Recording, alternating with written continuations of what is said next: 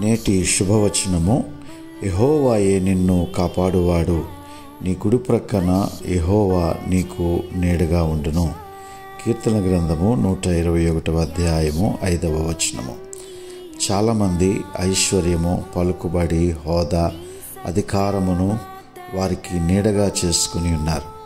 అటువంటి నీడలు కేవలము మాయాకరమైనటువంటివి. అవి నిలిచి ఉండక మాయమైపోతాయి.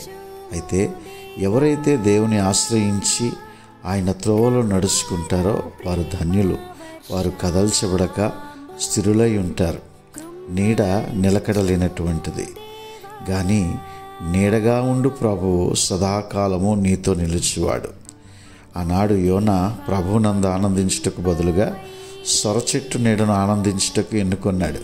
ఆ చెట్టు ఎంత వేగముగా ఎదిగిందో అంతే వేగముగా దేవుడు పంపిన పురుగు చేత తిని అది వాడిపోయింది.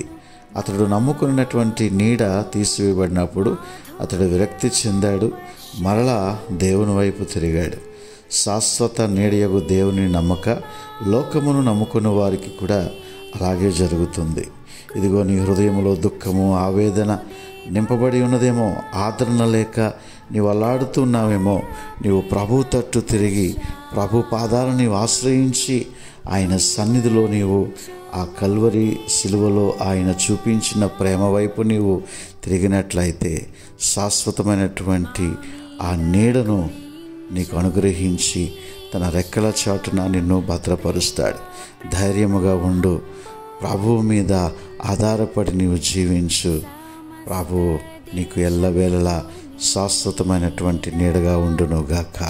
ఆమేన్.